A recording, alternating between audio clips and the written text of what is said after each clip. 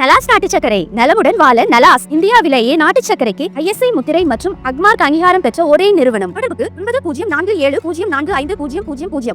திண்டுக்கல் மாவட்டம் பாலகிருஷ்ணாபுரம் அருகே கடை வாடகை விவகாரம் தொடர்பாக ஏற்பட்ட கோபத்தில் ஒருவர் வீட்டில் நாட்டு வெடி மற்றும் பெட்ரோல் ஊற்றி தீ வைத்த சம்பவம் பெரும் பரபரப்பை ஏற்படுத்தியுள்ளது. பாலகிருஷ்ணாபுரம் எக்ஸ்போ சிட்டி பகுதியில் வசிக்கும் 53 வயது பாண்டியராஜன் ரியல் எஸ்டேட் தொழில் செய்து வருகிறார். திண்டுக்கல் திருச்சி சாலையில் காட்டாஸ்பத்திரி அருகே உள்ள கூட்டுறவு சொசைட்டிக்கு சொந்தமான ஒரு கறிக்கடையை அவர் தனது உறவினரான நாகபாண்டிக்கு 5 வருடங்களுக்கு முன் உள்வாடகைக்கு வழங்கியிருந்தார். ஆனால் நாகபாண்டி இந்நாள் வரை வாடகை தொகை செலுத்தவில்லை என்றும் கடையை காலி செய்யுமாறு கூறிய போதும் தவறான முறையில் எதிர்வினை ஆற்றியதாக தெரிவிக்கப்படுகிறது.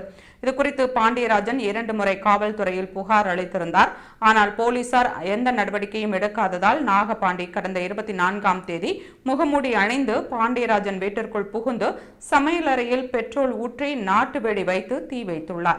மேலும் வீட்டின் முன்பகுதியில் தீ வைத்துவிட்டு அக்கம் பக்கத்தினர் வருவது தெரிந்ததும் தப்பி ஓடியுள்ளார்.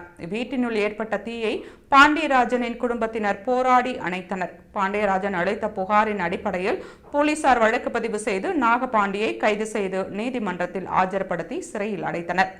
போலீசார் அழைத்துச் செல்லும் போது வெளியே வந்து உன்னை கொல்லாமல் விடமாட்டேன் என மிரட்டியுள்ளார்.